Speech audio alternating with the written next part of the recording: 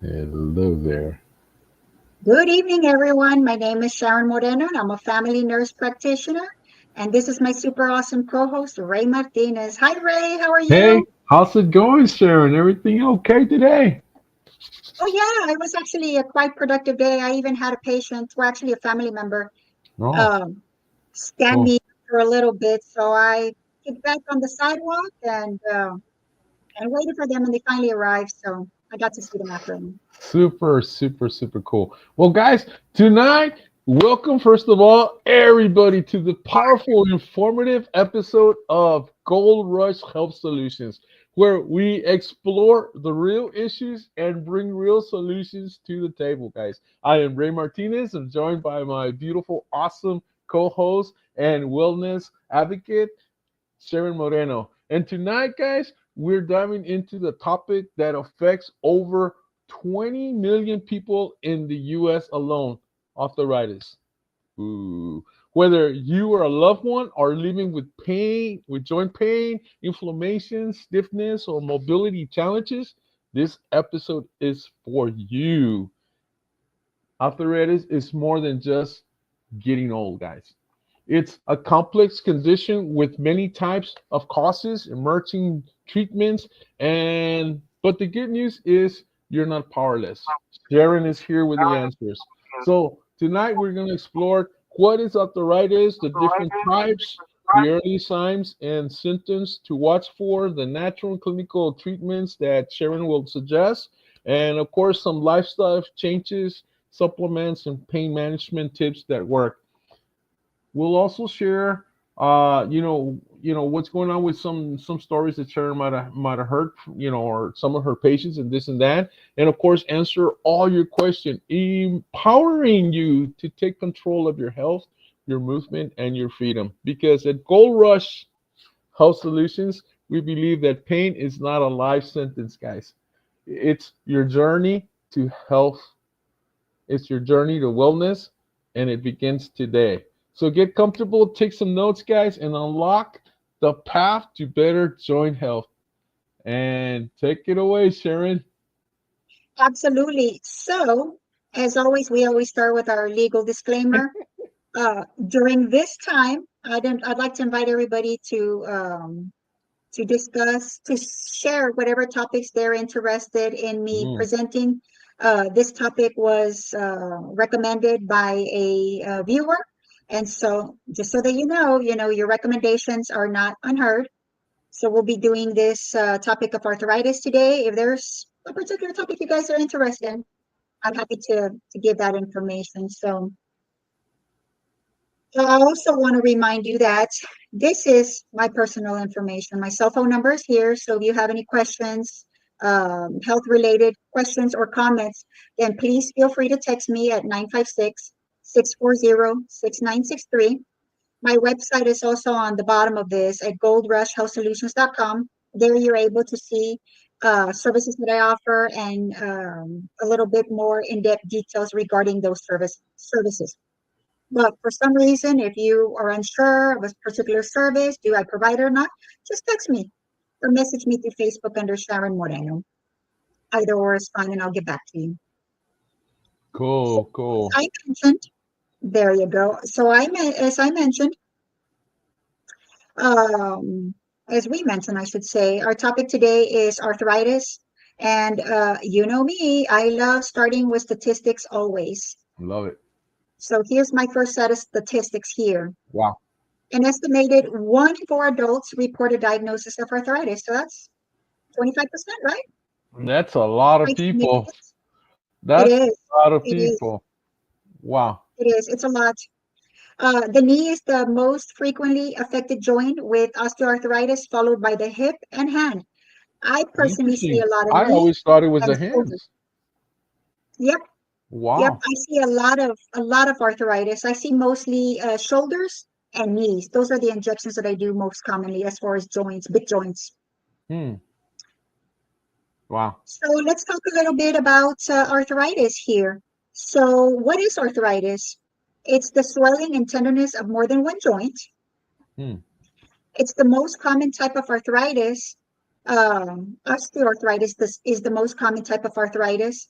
as well as rheumatoid arthritis. So those are the two most common ones, which are the ones we're going to talk about today, since they're the most common ones.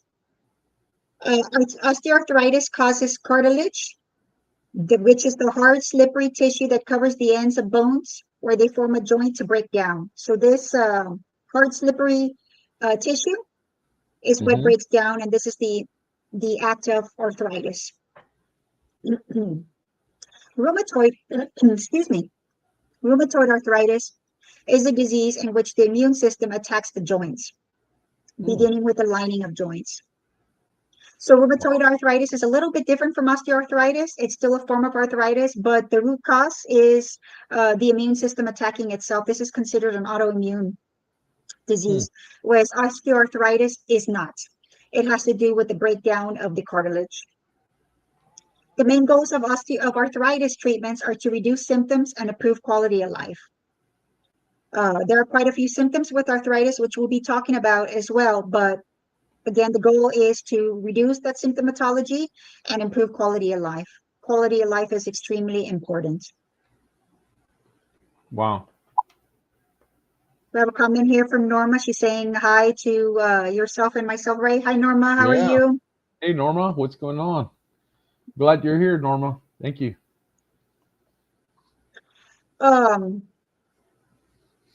So what are some symptoms of arthritis? Pain, stiffness, swelling, redness, and decreased range of motion. Does that sound like anything exciting to you, Ray? No.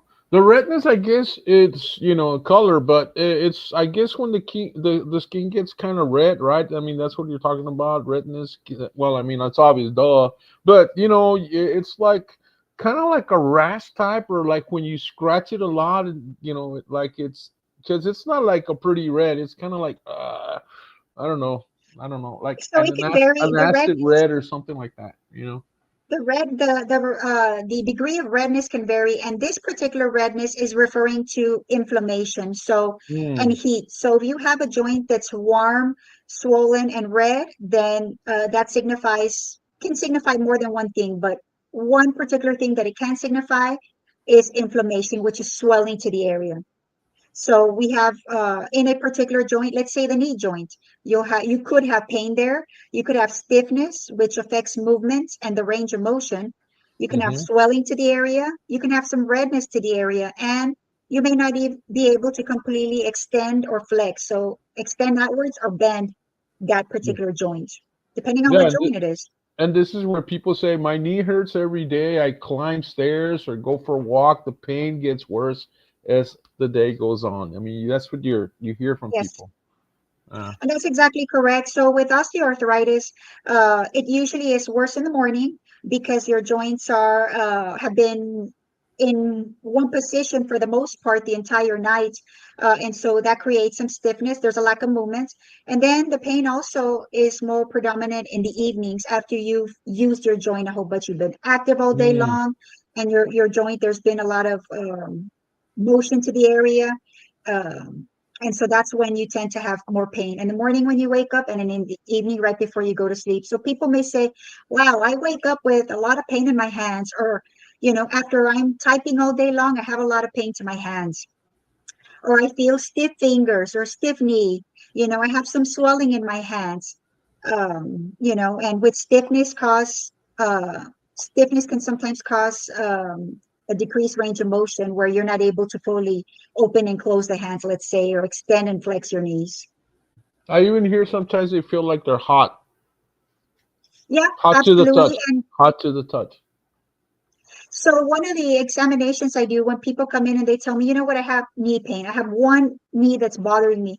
I like to touch both knees and see if the temperature is the same, because more times you'll find that the affected knee is actually warmer than the non-affected knee. Wow. So that's kind of an interesting, tidbit regarding temperature, like warmness. Wow. Or some people sometimes they experience that they can barely move their fingers in the mornings when they wake up, and it takes maybe 30 minutes before they loosen up. Sure, kind of like a car that you gotta leave idling for a little bit to get going. Yeah. So wow, yeah, this is so cool. This is really cool information here. Keep going. So let's talk a little bit about causes, about what can cause these particular issues. And again, we're going to focus on rheumatoid arthritis and osteoarthritis, but we're discussing specifically osteoarthritis here. So again, it's the wear and tear, Hmm. damage to a joint's cartilage. Hmm. What is cartilage? It cushions the ends of the bones and allows nearly frictionless joint motion, but enough damage can result in bone grinding directly on bone, which causes pain and restricted movement. So a lot Yeah. of times I'll hear patients say, yeah, I went to my provider and they told me that I'm already bone on bone. Wow. Again, they're missing this cartilage cushion. And so they Hmm. have absolutely nothing there. It's kind of like a car with bald tires. You're going to feel Mm. every bump. This wear and tear can occur over many years, or it can be hastened by a joint injury or infection. What I like to tell people, patients, is that osteoarthritis is a wear and tear syndrome. So obviously, the older we are, the more wear and tear we're going to have to joints because a 20-year-old uh, wouldn't have used the joints for nearly as much as somebody Right. who's 40 or 60. And so obviously, as we age, then we tend to be at higher risk for this. But this doesn't only have to do with people who are older. This has to Right. do with wear and tear. So you may have somebody in their 20s who did a lot of skateboarding, who did a lot of tricks on the bike or whatever, a lot of sports, football, and Yeah. they Yeah. have Athletes. osteoarthritis Yeah. because they have a lot of wear and tear to the joints, and it has Hmm. nothing to do with their age. Yeah. Yeah. Yeah. As So this the can B's also got, yeah, B's got a question there. Let me see. Oh, hold on a second. Oh, okay. So I do have a question here. B says, "Hi B, how are you?" She asks, "What are good exercises for osteoporosis?" So Mm. osteoporosis actually isn't what we're talking about. We're talking about osteoarthritis. Osteoporosis is bone thinning, and this is extreme bone thinning. And so for osteoporosis, I always recommend weight bearing exercises because small, frail women tend to be more at risk for this. So I'm going to tell you that obesity is one of those things that is a high risk factor for so many things. But in the case of osteoporosis, they're actually it's actually better if you're overweight or larger because then your Mm. bones have to carry more weight and so they tend to be stronger. Wow. I see osteoporosis more in small, frail women, petite, um, smokers, people who Mm. use Yeah. Yeah. steroids chronically. So yeah, this is a little bit different, but it still is a good question. Thank you for that question, B. Well, that And would be like a Christina, different topic, right? That would be like a different that is topic. correct. Perhaps we can bring that topic to a show and really give you the ABCs of it and everything on it, like we're doing with with this right Sure. now. Sure, Yeah. absolutely. Yes, we can definitely talk about osteoporosis. But B, thank you for the question. And even if the question's not part of the show, throw those questions in because eventually we'll put them in index cards or whatever, and we'll turn those into a show. And because we want to make sure that your questions get answered uh outside of outside of what the show information is going to give you today. But you also need this information because I guess as we get older, man, all the information that we can get on all these different topics, they're gonna definitely be useful for us. You know what I mean? So definitely good job. Absolutely. Thank you, B, for sharing that question with us. Sure. And Christina, All hi. questions, all questions are valid for sure. Yeah, yeah, There's something I will say, hey, it's not necessarily the topic that we're discussing today, but I'm happy to, cover it a little yeah, bit yeah. just so that you can get an answer to the question. And That's I why have we're my here. faithful listener, Christina. Hi, Christina. How are you? Christina, And how's she it has a going? How you question. feeling? Yes. She has a question. She says, "What are the potential causes of my arthritis?" And that's a Mm, great question, actually, because yeah. this is what we're discussing right at the moment. So we're Yes. talking about causes for arthritis. Remember, this has to do with wear and tear. So Mm-hmm. we may have younger people. who ride bikes or skateboard or football with who in their 20s who have Yeah. arthritis to particular joints, or we may have somebody who's 60 that maybe didn't participate in any aggressive sports, but simply with age itself, just a normal wear and tear, then this happens. So we have And things let like me ask you this, Sharon: is this something that we're all going to go through eventually? I don't want to say all go through because it has a variety of things affect how we maintain our joints. So things like shoes. Our shoes are Mm, extremely important, yeah. shoes with good insoles. And what I recommend is that we change shoes every 24 hours. So let's say I Wow. wear a pair of, not buy shoes, but change shoes. So let's say I wear a pair of shoes today, right? Tomorrow we should be wearing a different pair of shoes because it takes that insole about 24 hours to go back to its normal position. And so let's say I wear Wow. one pair of shoes today and I wear the same pair tomorrow. When I put them on tomorrow, then that insole hasn't fully resumed its normal position. Even if they're like memory foam or something, we need to give them an opportunity to go back to the original position to offer that cushion. I don't know if you've ever bought anything that's memory foam Yeah. mattress or anything, but when you get it, it's all compressed. Mm-hmm. And the instructions will tell you to leave that item out for about 24 hours so that it can go like almost expand to its normal size, its baseline size. And it's the same concept with your shoes. So we Wow. really need to be having, more than one pair of shoes with good padding so that we're able to switch out, allow that insole to fully recoil back to its original position and offer the cushioning that it should. So your Yeah. feet are extremely important. You just gave us solid gold right there. I've never heard of that, and I guess that's why women love to buy a lot of shoes. No, but I I think I'm do. gonna I'm gonna start doing that. I mean, if it comes from your mouth, from your knowledge, man, I'm gonna start. Today I wear this shoe, tomorrow I wear Sneakers, the next day I'm gonna maybe I get myself to try to rotate three pairs of shoes. I've never heard that. Oh my God. Yes. That alone right there is a life saving tip. Well, as far as health wise, as the so, man. However, that comment came along. I think it was Christina that provided the question that brought that comment in. Great job, Christina. Thank Sure. you. Because otherwise, I don't think we would have gone to that, and we wouldn't have gotten this important uh, tip. She responded to your "How are you feeling?" there. Hey, I'm glad you're surviving. So You're she awesome. asked, would my arthritis hereditary, and what are the chances of me getting it? Okay, so she's asking if arthritis is Yeah. hereditary. So remember, our genetics give us, predispose us, I should say, to a Mhm. variety of things. Osteoarthritis is not necessarily one of those, but rheumatoid arthritis, the Yeah. autoimmune arthritis, is absolutely more hereditary. This is Wow. more like autoimmune, but I never put anything past genetics. Essentially, I always tell my patients, look at your parents in the mirror, and that's where we're headed if we continue to, Yeah. you know, live a lifestyle that's maybe not good.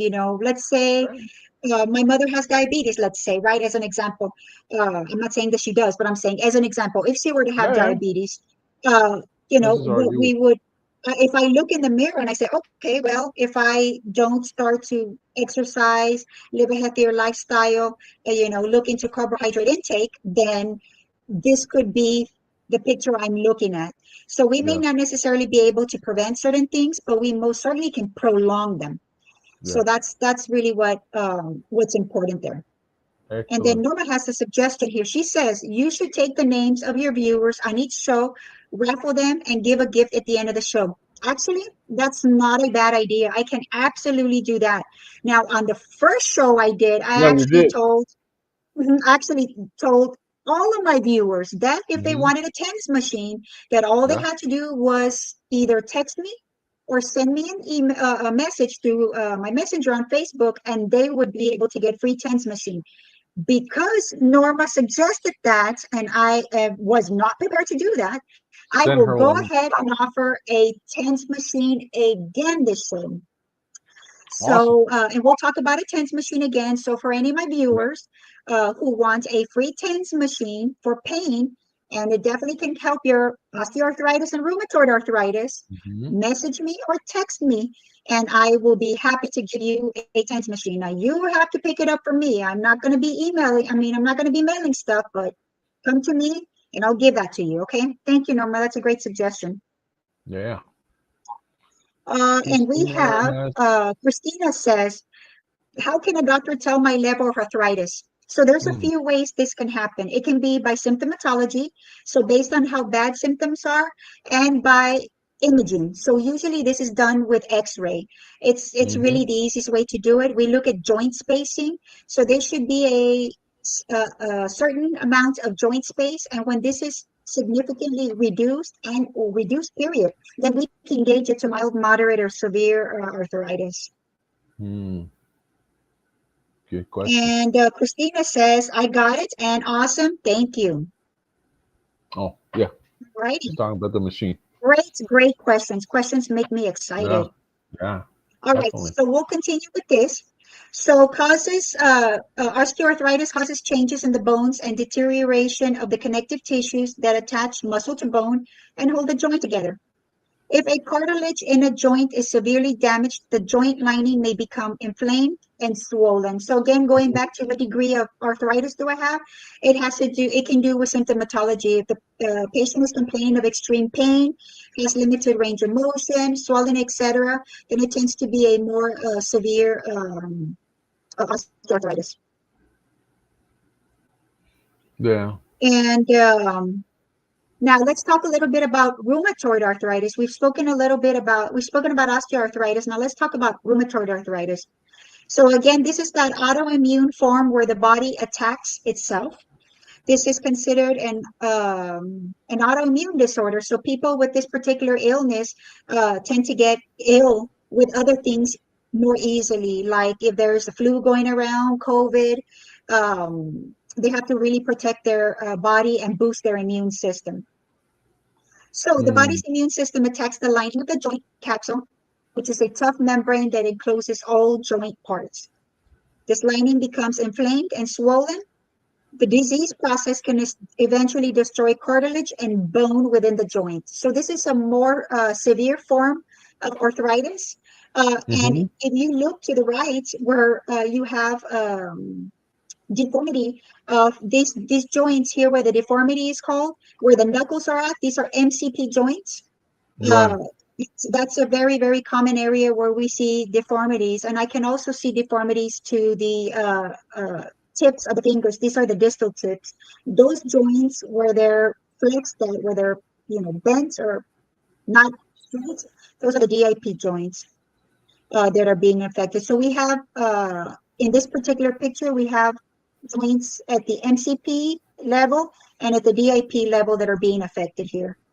And this is pretty common with rheumatoid arthritis. So Christina has another question here. So she's asking, what are the risks and benefits of each treatment? So we're Mm, definitely going to talk about treatments later on in this segment. When I get to the treatments and we discuss them, then I'll discuss the risk and benefits related to each particular one. But I see these patients very frequently. I treat them very frequently, so I am a million times familiar with this sort of illness and treatments. So risk factors. The question is, okay, what can place me at increased risk for having arthritis or osteoarthritis? So we talk about family history. Some types of arthritis run in families, which is a question that you asked, Christina. Talked about being hereditary. So mhm. you may be more likely to develop arthritis if your parents or a sibling has arthritis. Again, we talked about looking in the mirror and looking at your loved ones and saying, okay, this is where they're at. If I don't start to make changes, this is where I possibly could be at as well. Mhm. We look at age. We talked about age a little bit as well. The risk of many types of arthritis increases with age. So again, this is not related to age per se, but obviously the Mhm. older we get, the more we use our joints. Yeah. Yeah. Your sex. So women are more likely to develop arthritis than men. I see a lot of female patients, but I see a lot of male patients as well with arthritis. I think the issue tends to be, at least in the valley, uh, culture. Men tend to not complain as much because of the machismo aspect, whereas women tend to kind of cry at the first, sight of, mosquitoes buzzing and, okay, I'm in pain now. Whereas men, it takes a lot for them to say, "Well, I'm not really in the best place."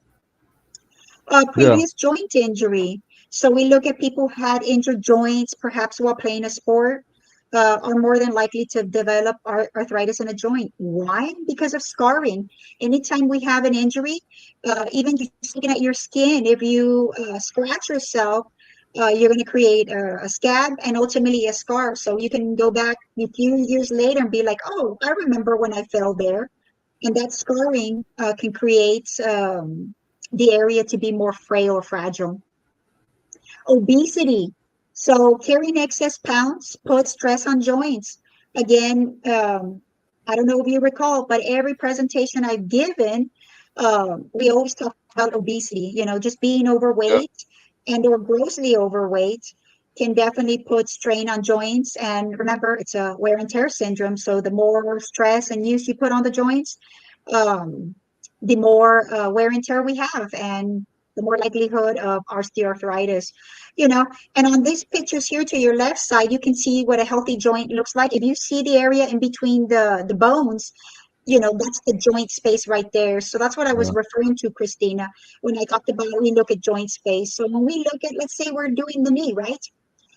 When we take an x-ray, we look at anterior views, which is from the front, and lateral views, which is from the side, because they offer different views. We also can do a weight bearing view as well, to look at, okay, normally when we take an x-ray, there's no weight being bared on the area, but if we bear weight, how significantly does that joint space decrease?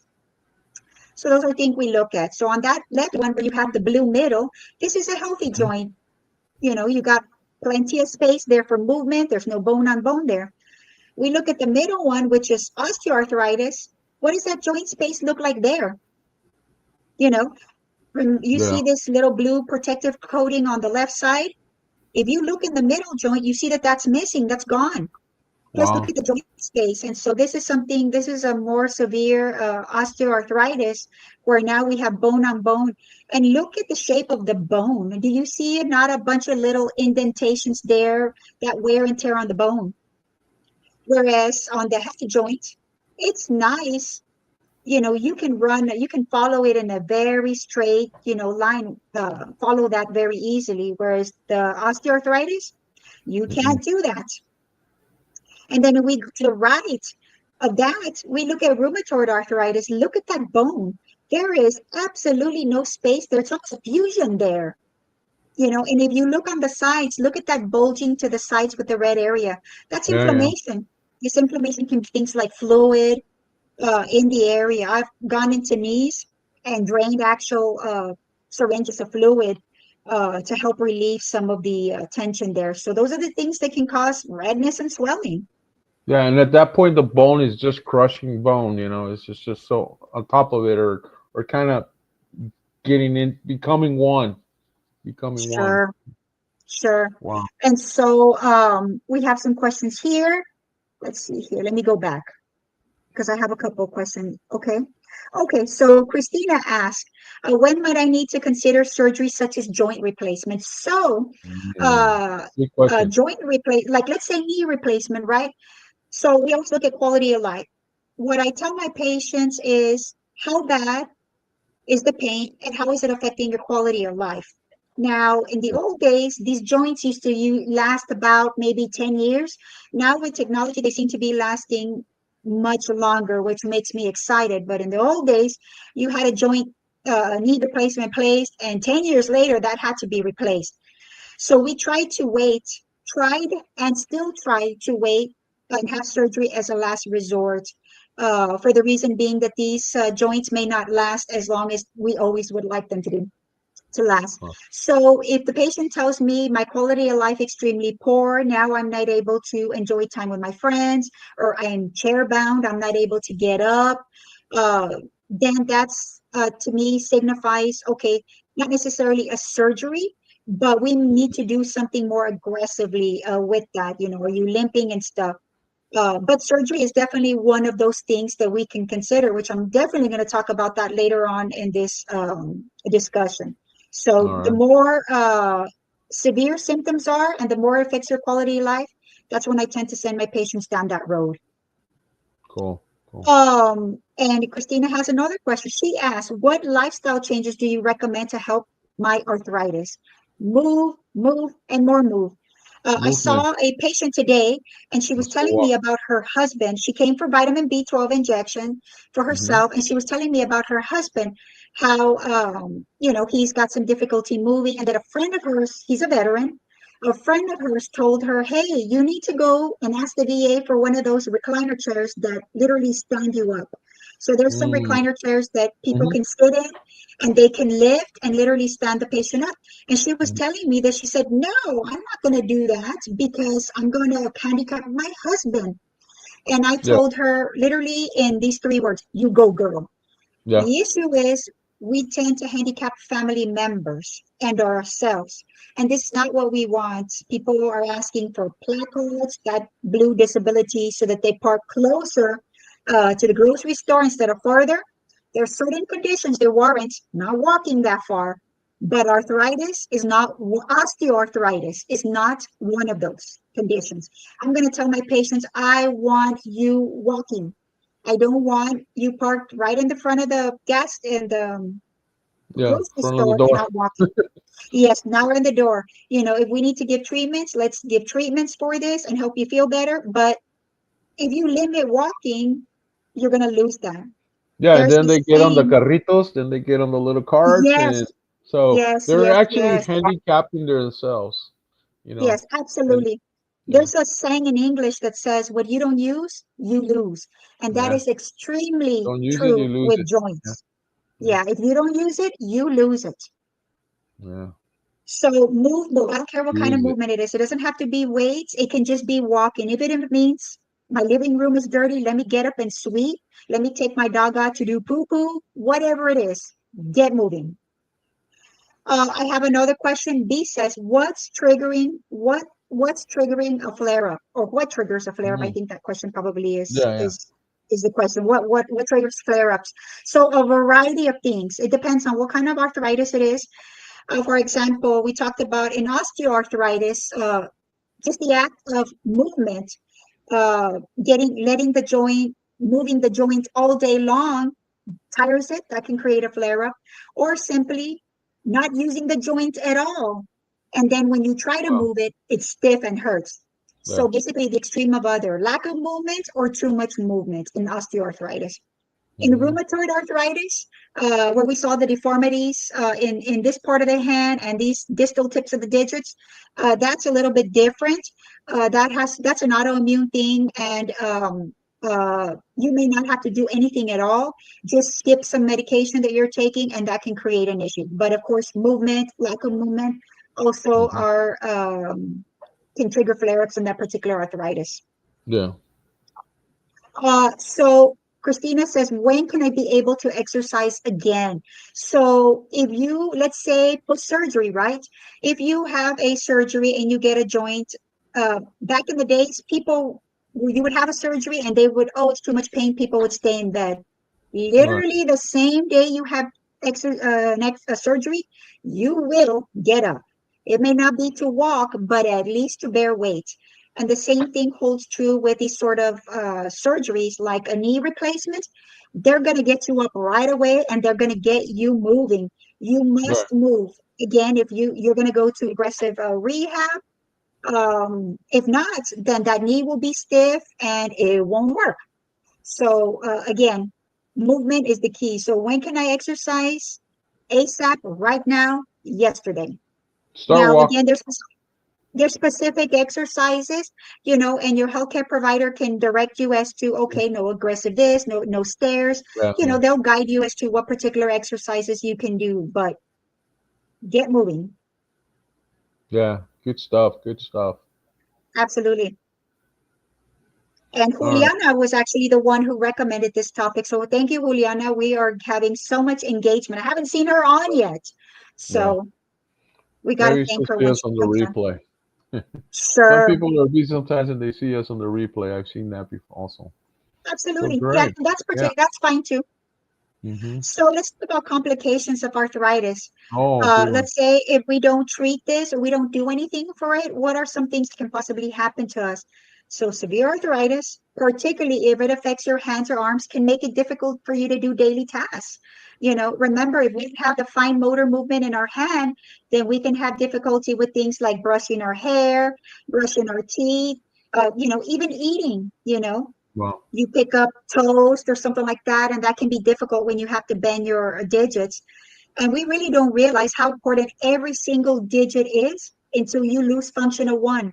You know, Try to pick up something without one digit and see how that throws you off. You'll see that it's quite Mm. devastating. Wow. Arthritis of weight bearing joints can keep you from walking comfortably or sitting straight even. And joints may even lose their alignment and shape gradually. Remember that if you Mm. have bone on bone, then now we start to compensate. Let's say bone on bone with, let's say right knee. Well, you're going to start to now put more weight on the left Mm-hmm. knee and on the left side of your body, limp. So now guess what? Now my left hip hurts, my knee hurts, my ankle hurts because your body's not used to those areas being strained. And so I do commonly see people, well, my knee's hurting, but now this hurts and that hurts too. So we have to attack the root cause. And then Uh-huh. once they stop limping, then they will, they'll feel better on the side that they're compensating on. At that point, should we purchase a cane? So it depends on what the issue is. So if Mm-hmm. it's something temporarily, I have no problem with cane. Use it. And usually, let's say it's osteoarthritis. Really, what we Mm-hmm. do, what I recommend is rest. Mm-hmm. We know it as Mm-hmm. RICE: rest, ice, compression, and elevation. Rest, ice, compression, and elevation. These are the four things that I recommend for those areas. If something hurts, then ice it. That really helps reduce inflammation. Rest it. You help reduce the aggravating factor. Compression helps keep the ligaments and tendons in alignment. And elevation, again, helps with swelling. Anything that we have below the heart tends to accumulate fluid with time, especially if it's hurt. And so I recommend just lifting up the extremity, somewhere above the heart to help with that. Christina has a question here, and she says, would physical or occupational therapy help me? Absolutely. Mm-hmm. So physical therapists are the experts at musculoskeletal conditions.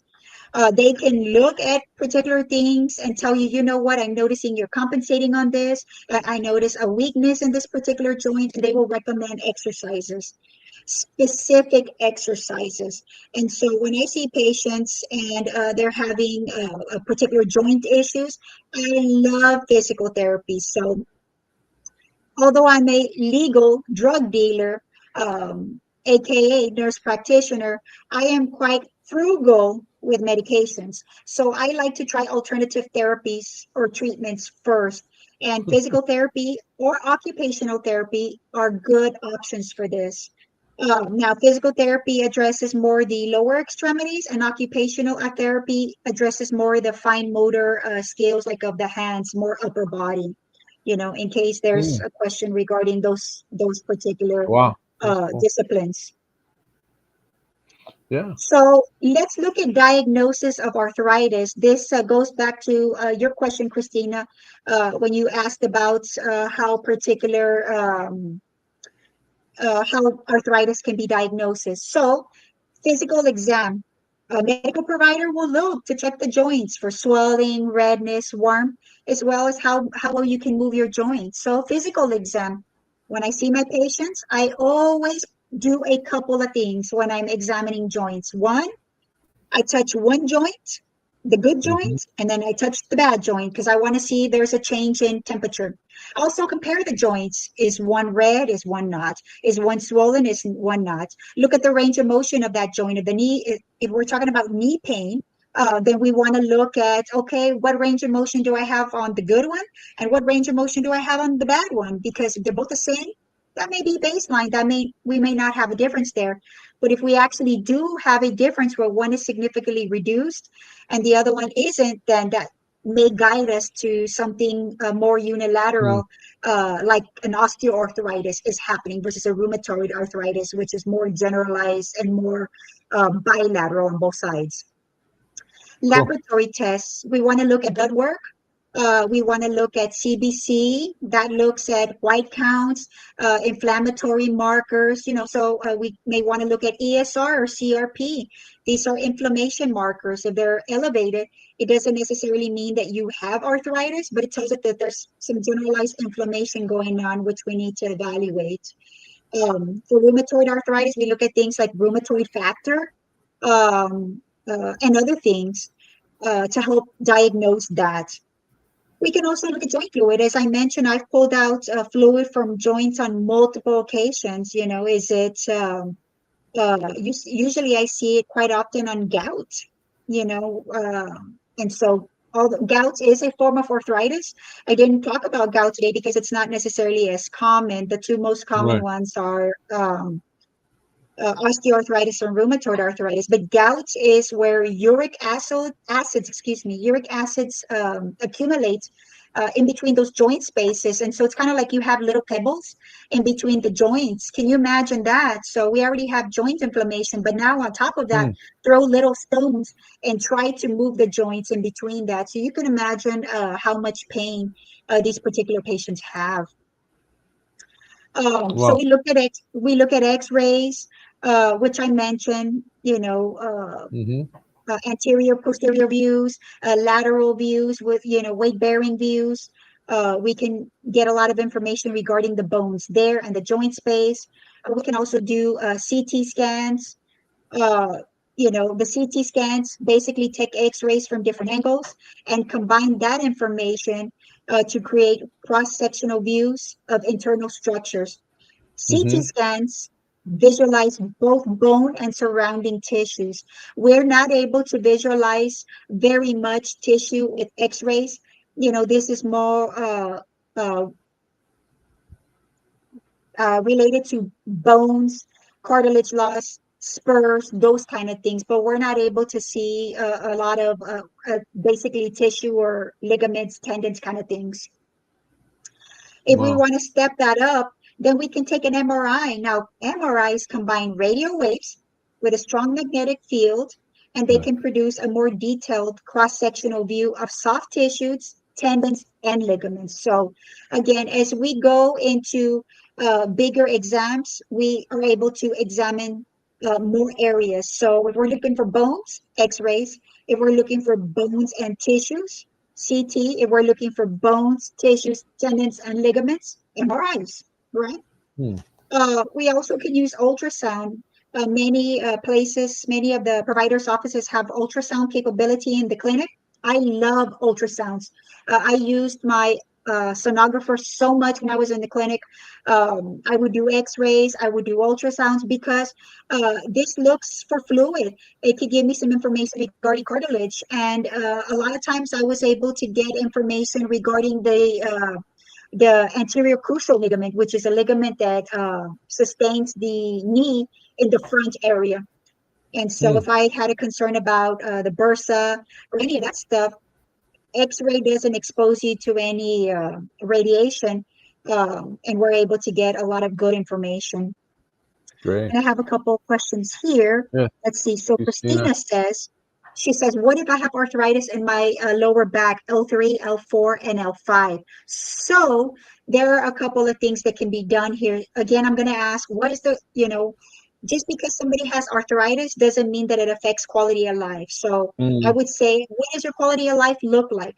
If it's mild, then you can take something orally. If it's more moderate or severe, I would recommend pain management.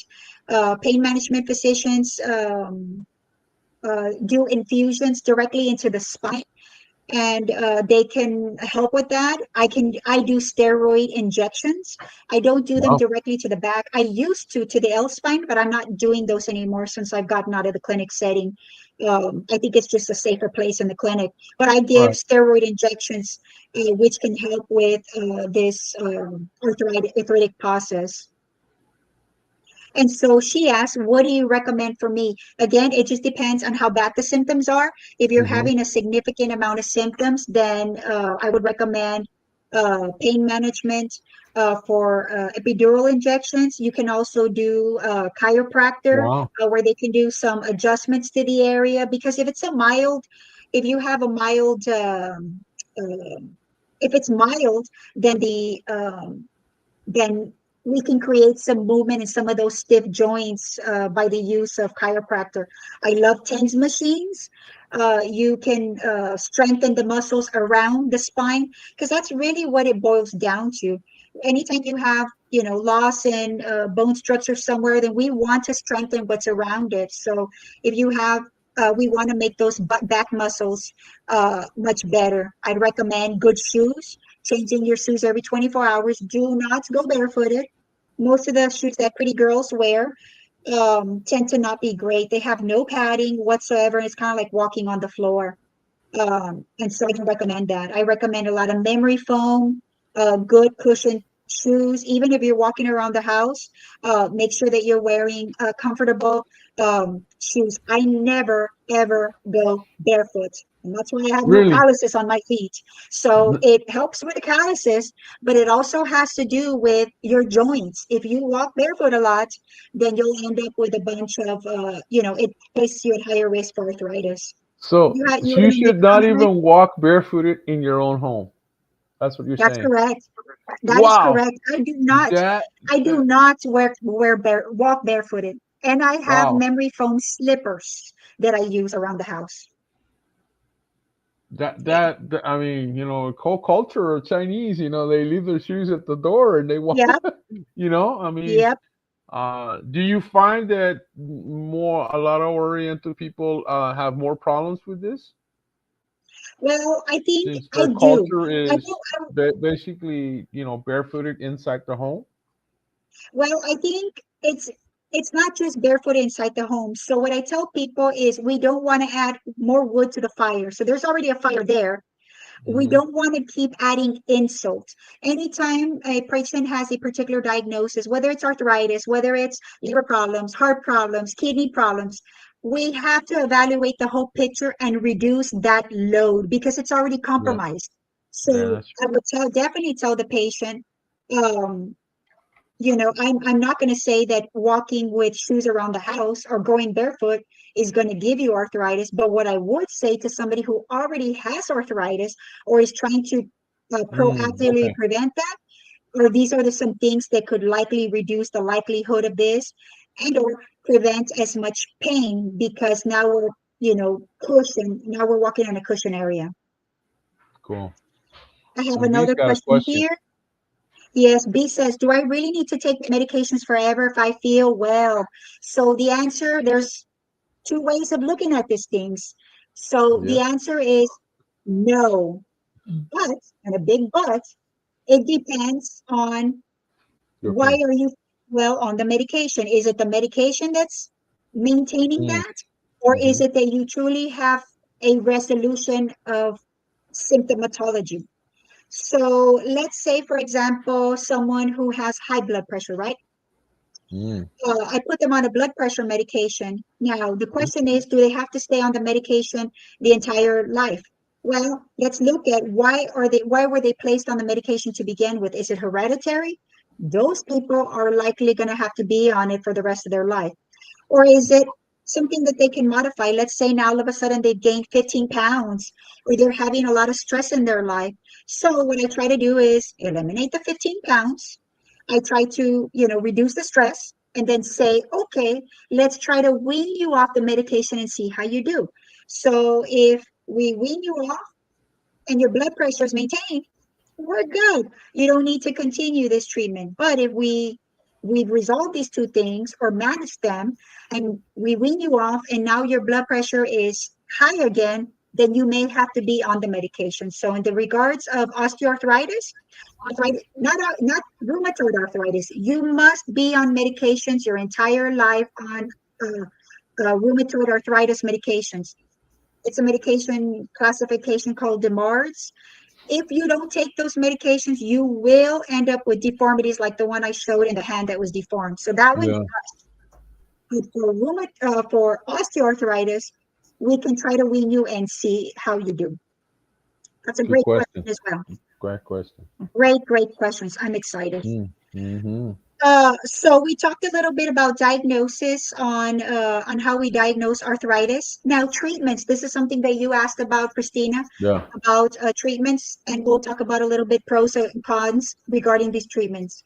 NSAIDs, non-steroidal inflammatory drugs. What are these? Ibuprofen, Aleve, um, um, meloxicam, Celebrex. So these particular medications are in that category.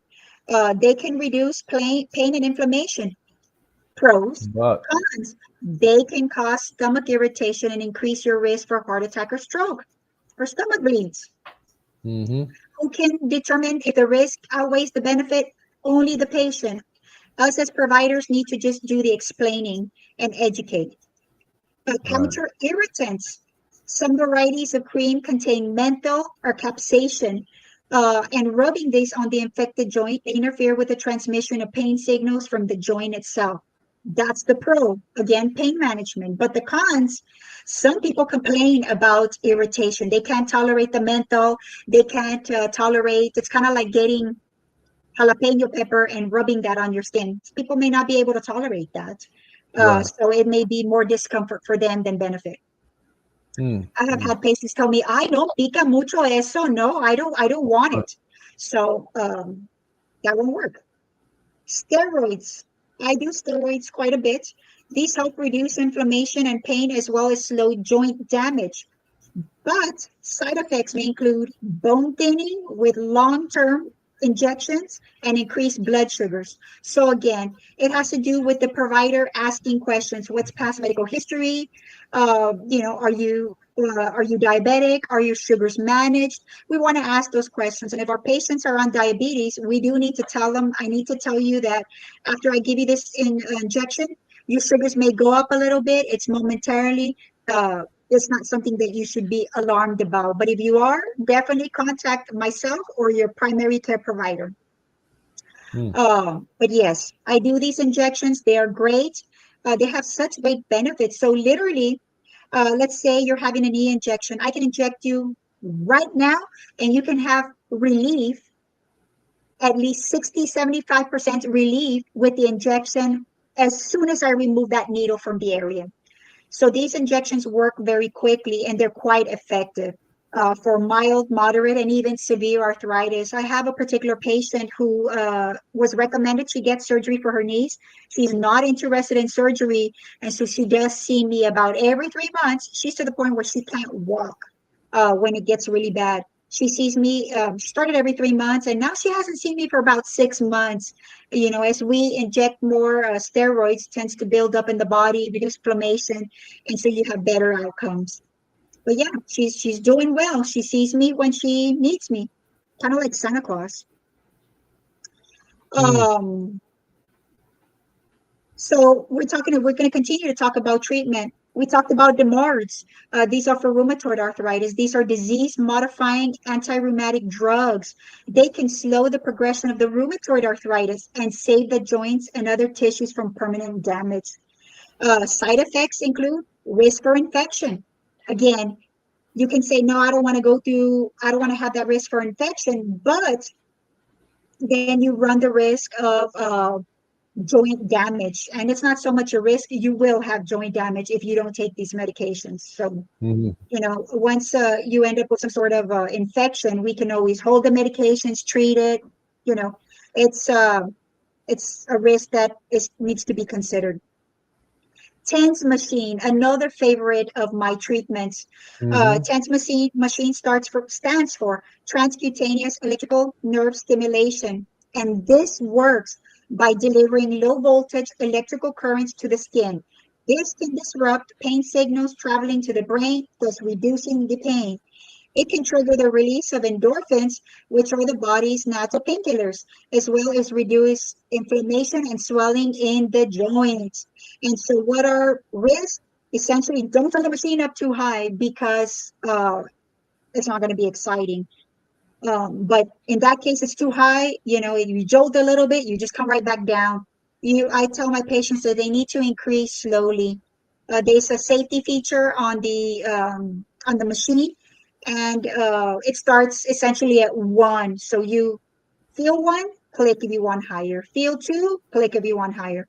And this is actually this machine is actually what I'm giving out today on the recommendation of Norma, since I was not prepared to do any raffle. So if you're interested in TENS machine, Mm-hmm. you suffer from pain, from arthritis, muscle spasms, um, foot pain, whatever sort of foot pain and muscle tension you suffer from, I'm happy to provide this. Just send me a message telling me what area of pain you have so that I can give you some guidance and we'll get you taken care of. And then last but not least is surgery. Sometimes there's kind of no way around surgery. It's a very invasive procedure, but it can improve quality of life. If you're at the point where you've tried injections, you've tried TENS machine, you tried pills, you tried everything, and quality of life is still poor, then we definitely need to consider surgery. Things like joint repair, joint replacement, joint fusion may be indicated in extreme circumstances. So Mm.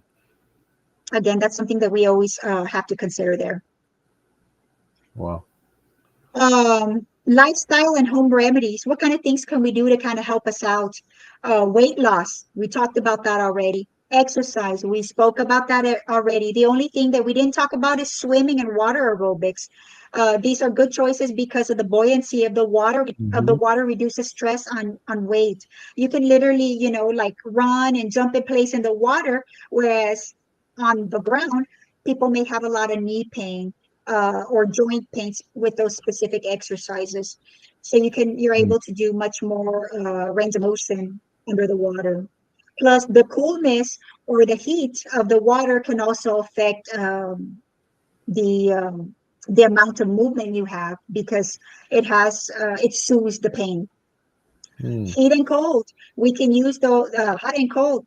I recommend hot for areas who we want to increase circulation to, because if you already have redness and inflammation, I don't recommend adding heat because you'll end up with more swelling to the area. I would recommend cold in that sense. But if you have no Wow. swelling or redness to the area, then you can use either heat or cold or both. You can alternate. Because again, heat does increase circulation to the area, which promotes healing, and cold directly it causes vasoconstriction and affects the how pain is perceived. We can use assistive devices, which is what you mentioned, Ray. You talked about a cane. We can use things like Mm-hmm. canes, shoe inserts, walkers, raised toilet seats, and other assistive devices, just depending on what exactly the issue is. If you have Mm-hmm. painful knees and you can't bend them completely, well, it's going to be kind of hard to get up and out of the toilet. You can have bars on the side that you can help, Yeah. push up off of. You can have a toilet seat that's raised so that you're not having to, flex your knees, bend your knees uh, to a higher degree. B has a comment here. She says, yes, it really helps. My chiropractor always gives me a TENS machine therapy. It helps a lot. Yes. So Excellent. TENS machine is used very frequently. Us as providers prescribe that and recommend that. Now I normally sell my TENS machines for $45, which actually is a great price because you get those for around $100 to $200. Yeah. But again, today, if you're my viewer and you want a free TENS machine, then just send me a Free. message. There you go. Just send me a message to Messenger or send me a text message to my phone. Tell me who you are and what area you're having pain on, and then I can give you yours. We can meet together. So chiropractors prescribed these TENS machines, us as medical providers do, and physical therapists do. Wow. Massage therapists also use them. Wow. Thank you, B, for that comment. Yeah. And that is about it as Man, far awesome. as yes, Great it timing. was a really, really great topic today. We had a lot of questions and engagement, and that again Yeah. makes me really happy and excited. Juliana did not come on today. Maybe she worked and was busy. Yeah. I was waiting to thank her for her but I'm sure she'll listen to my review, and I was waiting for her to to get on so I could thank her. And I have another question. Christina says, question, does it help for sciatica? Yes, yes, Oh, yes. wow. Because the issue with sciatica is that nerve is being compressed. And so a lot of times we have tight leg muscles, tight butt muscles. And so we use the TENS machine or steroids to reduce the inflammation in that area. Then yes, absolutely. We have the compression reduced on the sciatica, thus reduce pain. So yes, absolutely. Good questions. Good question. Yo quiero Yep. una.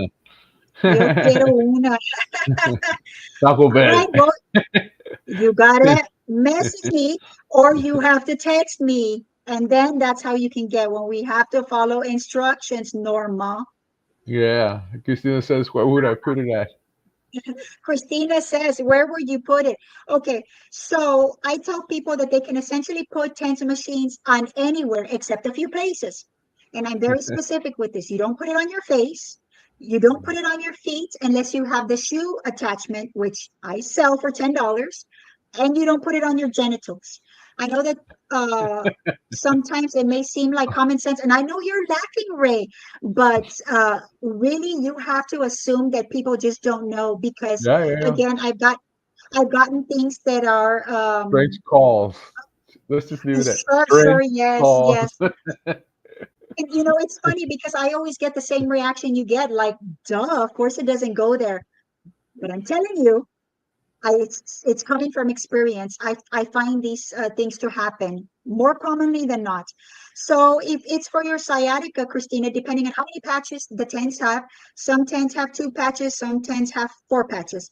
So if you have 4 patches, you put two on the anterior leg, the lower leg, right below your buttocks, one on each side of your thigh, and then you'll put on your buttocks on each side of that particular buttocks that's affected. If you have 2 patches on that TENS machine, then you put one on the buttocks and you put one on the thigh, the back of your thigh, right under that for sciatica. Well, and she's got both. And she says she has both. You Yeah, lucky dog. yeah, man. She's set. She's got all the fancy She's equipment. got all the goodies, man. Yeah, Yeah, so call her up and there you go. there you go. So guys, man, this is awesome show. Hey, there we go. Thank you. Yes, Ray. Get a free TENS machine. Yeah, great. All right, cool. So yeah. She's promoting. Uh She's saying that you should get one, Ray. You know what to I do. I I, Email I know me I'm gonna or call you. I'm text gonna me. call you. I need to call you No, I and didn't say text calls. you. No calls. I And, don't answer phone calls. oh, Text or okay. messenger. Yes, dear. Okay. And what are we putting? We dance and muscles or something like that. There you Christina go. said There that, you go. something Yep, like that. that's that right So, there. woo-hoo. It's a good show. Yeah, it's a good show. Yeah. So, You guys, know well, what? great. Uh huh. I Go think I ahead. know what made my show good. My new office. Did you see my new Yeah, office? man, that's awesome, man. It's like, Isn't wow. that some high tech You stuff? spent a pretty penny on that that what is it, construction and I did. decoration and all of that. So yeah, definitely great show, guys. So guys, as we wrap it up tonight, important conversation, guys. We want to thank each and every one of you for tuning in, listening, and taking the step towards better health. Arthritis may be common, but that doesn't mean it should be accepted as just part of life. Whether you're experiencing pain, stiffness, swelling, fatigue, You deserve answers, which Sharon gave you. You deserve support. Sharon's there for you. And the real solutions, which Sharon is willing to give you. Pain doesn't define you. It's not, it's your future. O sea, it doesn't limit you by inflammation. So remember, early action makes a difference. The right nutrition, movement, mindset can reduce the pain and improve your quality of life. You're not alone. There are resources, professionals, people like Sharon that can help you guys. So you encourage by asking, you encourages us by asking questions and staying informed, guys. So keep asking us these questions. Sharon will definitely give you the answers, and she walks with you through this journey of help. So guys, next time, take care of your health, and your health will take care of you guys. So man, awesome show, Absolutely. and you know, call Sharon. Absolutely. Thank you guys for tuning in tonight. Don't forget, if there's a topic you're interested in, put it in the comment section and we'll address that. If not, I am full of super awesome topics. She's got a whole bunch of them. I List do. I do. Hmm. more. So, guys, buenas noches. Take care. Stay healthy. Thank you. Bye bye.